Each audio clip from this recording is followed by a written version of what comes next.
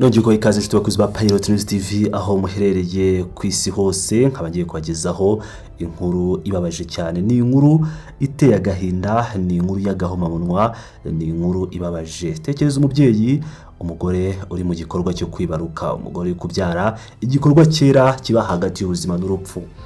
Ariko uburiri bw'ibitaro afite ububabare bukabije, mazi aho kugira ngo ahabwe ubufasha n'impuhwe n'umuganga wabyigiye, agakubitwa ibipfunsi n'imigeri n'uwo muganga nyine mu gihe rwagati arimo kuva amaraso. Ibi nibyo byabereye muri Repubulika Iharanira Demokarasi ya Kongo mu bitaro bya Kinkole. Turagenda tugaruka kuri iyi nkuru mu buryo bwose, tunarebe icyo umugore wa Perezida wa Repubulika ya Demokarasi ya Kongo Denise Nyakeru yatangaje ndetse n'inzego zitandukanye aho zagize ibyo zitangaza. Ugende kuko iki ari ikibazo kireba umuntu bwacu twese. Reka twisanzure rwose dusobanukirwe imiterere y'iyi nkuru iteye ubwoba, twirinde gukoresha amagambo agabanya uburemere bwayo. Ibyabaye byabereye mu bitaro bikuru bya Kinkole, Hôpital Général de Référence de Kinkole mu mujyi wa Kinshasa muri Repubulika ya Demokarasi ya Kongo. Hano hagati y'abantu bose bitwa abaganga hagomba kubaho umwihariko w'ikinyabupfura n'impuhwe. Nyamara guhagarara ku buriri bw'umubyeyi amaze kubyara ako kanya mu bitwa postpartum immédiat, nibwo umuganga umwe, uwo tutaramenya amazina ye ariko amashusho cyangwa video ziramwerekana neza, akaba yakoze icyaha gikomeye akagikorera umugore w'umurwayi.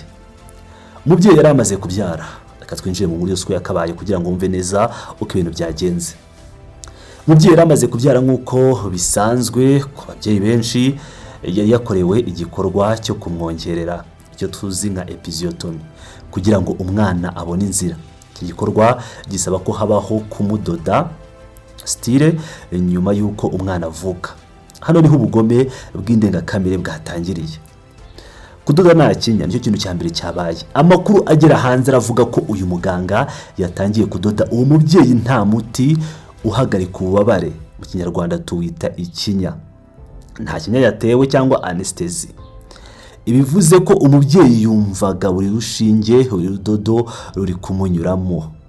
Asanzwe afite ububabare butari bumworoheye bwaho bamwongereye nyine nyuma yo kubyara. Ubwo bubabare bwose bwumve nk'umubyeyi cyangwa nk'umuntu wari wese ushobora kumva ibintu byabaye. Reka tujye noneho kuri ubu bubabare cyangwa uburibwe yararimo. Bitewe n'uburibwe bukabije bitari mu bushake bwe, uyu mugore yatangiye kwifata yigaragura cyangwa se kwikunja bitewe n'ububabare bwo kumudoda nta kinya. Ibi ni bisanzwe kuri buri muntu wese ubabaye cyangwa uri kuribwa, ntabwo ari amakosa y'umurwayi cyangwa uyu mubyeyi. Reka tujye noneho ku burakari bwa muganga, ari nacyo kintu cyabaje abantu bose. Aho kugira ngo umuganga agire icyo akora nyuma yo kubona ubwo bubabare bukabije cyangwa ngo amutere umuti w'ikinya, yafashwe n'uburakari bukabije agaragaza umujinya mubi. Aha niho urugomo rwatangiriye rero.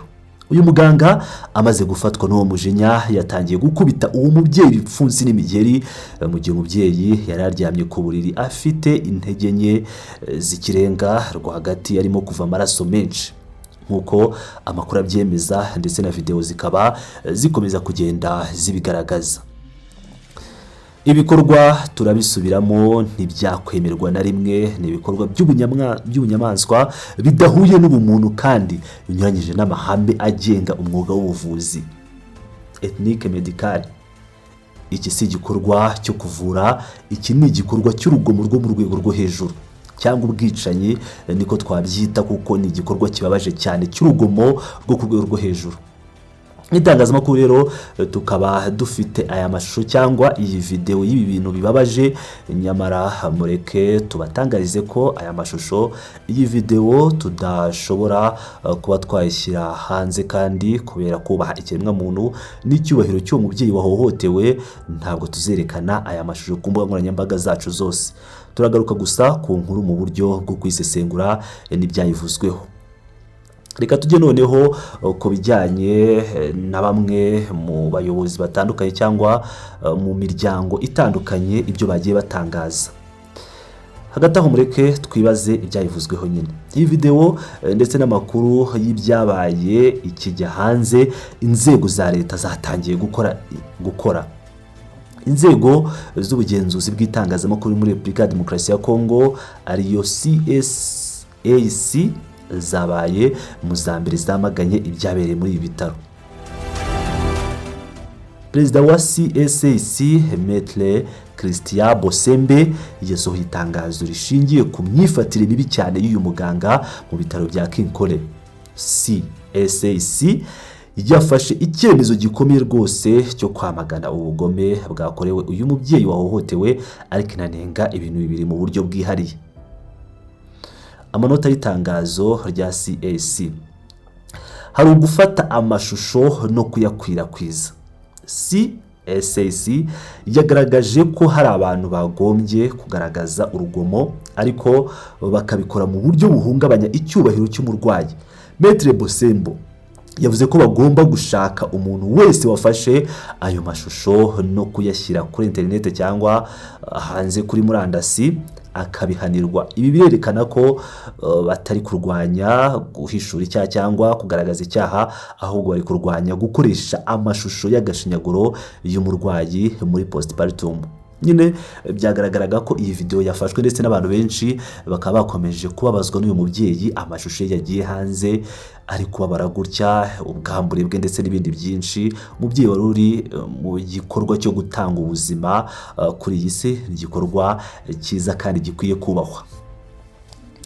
Ikindi CSAC yamaze kugaragaza ko amashusho ari indengakamere. Yasabye ko hagomba kubaho umwihariko w'imyitwarire myiza muri media. Bosembe yavuze ko amashusho nk'ayo yafashe uburenganzira bw'ikiremwamuntu akabushyira ku ruhande, maze yemeza ko bidakwiye gukwirakwiza ubugome nk'ubwo. Gukurikirana ibijyanye n'ubutabera. Noneho Maître Bosembe yasabye ko inzego z'ubutabera nazo zigomba gukurikirana umuganga wabigizemo uruhare, no kuvuga agize uruhare muri ubu bugome, ariko asubiramo ati ntabwo bikwiye gushaka kugaragaza icyaha maze bikaba inzira yo gukwiza amashusho y'agashinyaguro y'umurwayi. Ikindi cya nyuma yagarutseho no gutekereza ku mahame y'abaganga, ku mahame yabo. Maître Bosembe yasabye ko abaganga bagomba kwibuka uko bakora akazi kabo, ibyo biyemeje n'amahame abagenga, by'umwihariko ihame ry'ibanze rya mbere na mbere ntabwo ugomba kubabaza, no kuvuga umurwayi. Bivuze ko ibyabaye ari nk'ubugambanyi bwo mu rwego rwo hejuru ku mwuga w'ubuvuzi, n'uwo muganga ibyo yarahiriye ko azakurikiza. Iyi CSAC ikaba yabisuyemo igira iti icyubahiro cy'umuntu kigomba kuba limite kure ya media. Noneho reka tugaruke ku rwego rwo hejuru rw'abantu bakomeye bafashe ijambo kuri iyi nkuru. Umugore wa Perezida wa Repubulika iharanira demokarasi ya Kongo, First Lady wa Kongo, Madame Denise Nyakeru Tshisekedi, nawe yasohoye itangazo rishingiye ku byabaye mu bitaro bya Kinkole. Itangazo rero rye rikaba naryo ryeretse abantu uburyo nawe yababajwe n'ibyabaye nyuma y'uko amenyeshwe n'abantu bagiye batandukanye ibi bintu byabaye aho yarari nawe bikamugeraho. Yavuze iki rero? Uyu mugore wa Perezida wa Repubulika ya Demokarasi ya Kongo, Denise Nyakeru, yagize ati nabonye binyuze mu nyandiko nyinshi zishingiye kuri tagging cyangwa kumumenyesha ku nkoranyambaga, nasabwe kureba amashusho ateye ubwoba y'umugore waruje kwitabwaho n'abaganga maze agakubitwa. Ibi birerekana ko icyemezo cy'abaturage cyo kwamagana ibyabaye cyageze no mu biro by'umugore w'umukuru w'igihugu cyangwa ibiro bya First Lady. Ikindi yavuze ku bijyanye n'iyi nkuru, yavuze ko ibyabaye bidashobora kureka umuntu n'umwe cyangwa nta muntu n'umwe ugomba kubyirengagiza mu buryo ubwo ari bwo bwose. Kuvuga ko ibi byabaye bituma buri wese agira inshingano yo kubaza ati ni gute mugomba gukora ibi bintu, ndetse buri wese akaba yagira inshingano zo kuba yakwamagana igikorwa kibabaje cyabaye. kuko ngo binyuranyije n'ikiremwa muntu cyangwa n'amahame yo kurengera ikiremwa muntu kandi binyuranyije n'uburenganzira bw'ibanze bw'umugore w'umurwayi muri postpartum. Hakaba noneho amagambo uyu mugore yatangaje agaragaza nk'aho ari kwinginga cyangwa asaba ko habaho ubutabera. Akaba yasabye abashinzwe inzego z'ubuzima, ubutabera n'uburenganzira bw'ikiremwa muntu kugira ngo bakore akazi kabo kuri iki kibazo kugira ngo icyambere gisobanuke neza ariko banaryozwe ibyo bakoze. Ni ukuvuga ngo habeho ubutabera kuri abagizi ba nabi kandi uyu murwayi wahohotewe abe yajyanwa ahantu hihariye kugira ngo yitabweho. Nuvuga kugiye no kwita kuri uyu mubyeyi, umugore wa Perezida wa Repubulika Iharanira Demokarasi ya Kongo yavuze ko ari ngombwa ko uwo mubyeyi ahabwa ubufasha bwisumbuyeho ndetse akerekwa n'impuhwe. Ati ndemeza ko iki gikorwa kigomba guhabwa igisubizo gikomeye kigenga uburenganzira bw'umugore kugira ngo uyu mubyeyi ahabwe ubufasha bwihariye. Akaba rero nawe yakomeje avuga ko bitari bikwiye ko aya mashusho aba yajya hanze, ariko uyu mugore akaba yamagaye ndetse akasaba ko habaho ubutabera burambuye. Ngira ngo rero nk'uko mu byiyumvira iyi nkuru iteye ubwoba, ni inkuru y'ibitaro bya Kinkore muri Kinshasa, ntabwo ari inkuru isanzwe yo mu itangazamakuru. Ibi ni agahomamunwa gashingiye ku kiguzi cy'ibitaro cyangwa se k'abantu badashobora kubaha ikiremwa muntu. Ni ibintu rero biteye agahinda, ni ibintu bibabaje cyane.